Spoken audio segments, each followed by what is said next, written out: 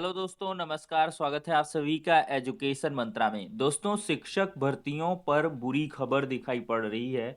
Super TET, TGT, PGT और GIC vacancy. दोस्तों, साथ ही साथ सीटेट 2024 के फॉर्म संशोधन में एक नया अपडेट आया है, इस पर हम चर्चा करेंगे। पीसीएस, आरओ एआरओ परीक्षाएं अभी भी अड़चन की लपेट में है। तो चलिए दोस्तों, सारी अपडेट्स को इन डिटेल देख लेते हैं। तो शिक्षक भर्तियों के लिहाज से देखा जाए तो महाकुंभ के बाद ही शुरू हो सकेगी शिक्षक भर्ती। करना होगा इंतजार। कुंभ के आयोजन में व्यस्त होंगे अफसर, पुलिस फोर्स मिलना भी मुश्किल। तो दोस्तों, प्राथमिक से लेकर उच्च शिक्षा तक महाकुंभ के बाद ही शिक्षक भर्ती शुरू हो सकेगी। उत्तर प्रदेश शिक्षा सेवा चयन आयोग ने अब तक ना तो लंबित भर्ती परीक्षाओं पर कोई निर्णय लिया है और ना ही आयोग का किसी भी प्रकार से नई भर्ती के लिए रिक्त पदों का अधियाचन मिला है। तो दोस्तों, देख सकते हैं, तो ऐसे में परीक्षार्थियों को, अभ्यर्थियों को परीक्षा के लिए कम से कम 6 महीने का इंतजार करना पड़ सकता है।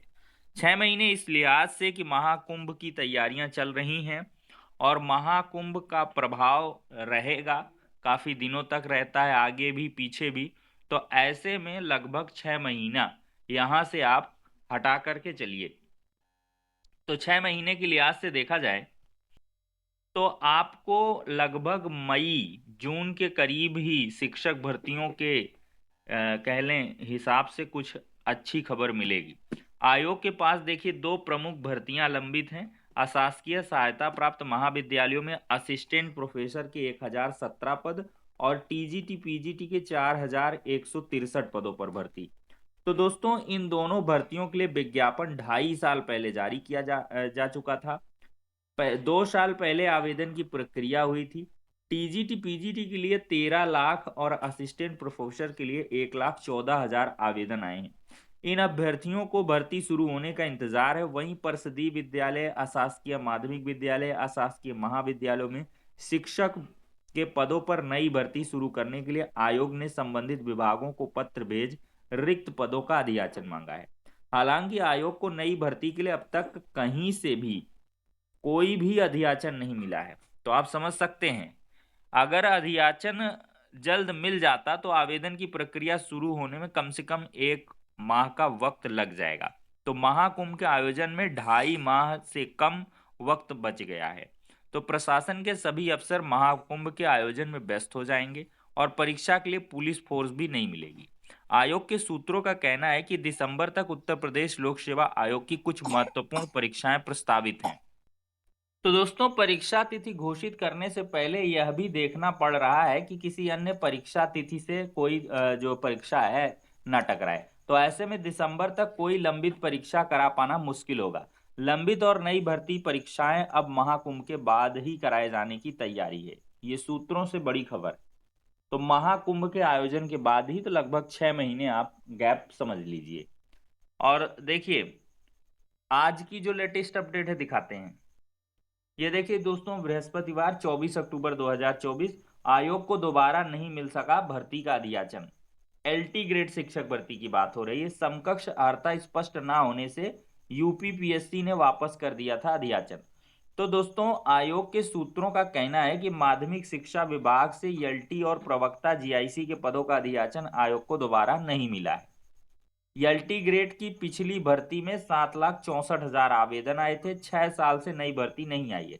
इस बार अधिक संख्या में आवेदन आने की उम्मीद है। तो दोस्तों, 2018 के विज्ञापन के तहत एकल परीक्षा के माध्यम से भर्ती हुई थी। इस बार भर्ती परीक्षाएं 2 चरणों में होंगी।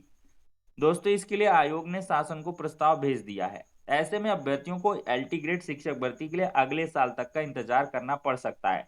अधियाचन मिलने और परीक्षा के 2 चरण में कराए जाने की मंजूरी मिलने के बाद ही आयोग नई भर्ती के लिए विज्ञापन जारी करेगा। इस बार परीक्षा केंद्र निर्धारण के नियम भी सख्त हो गए हैं। एलटी ग्रेड शिक्षक भर्ती के लिए लाखों की संख्या में आवेदन आने की उम्मीद है।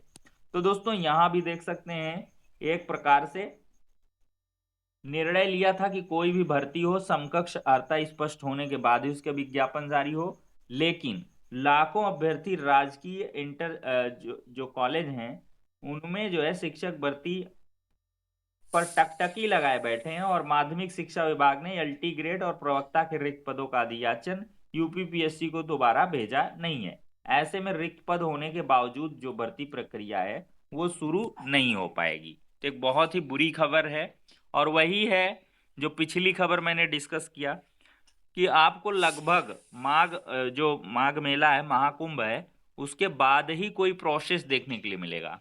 तब तक आपको ऐसे ही चीजें निकल के आती रहेंगी, ये हो गया वो हो गया, टाइम डिके होगा, ऐसे हुआ वैसे हुआ, फिर इसके बाद ही आपको जो है कोई चीज देखने के लिए मिलेगी।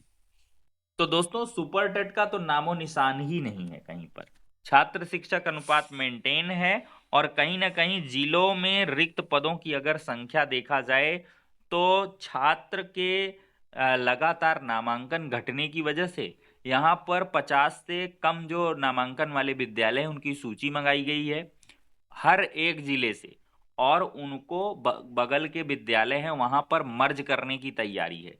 क्योंकि कंपोजिट ग्रांट हो गया, स्पोर्ट्स हो गया और तमाम मदें हैं जो कि वेतन के अलावा सरकार को खर्चा करनी पड़ रही हैं। तो ऐसे में उन सब की बचत करनी होगी।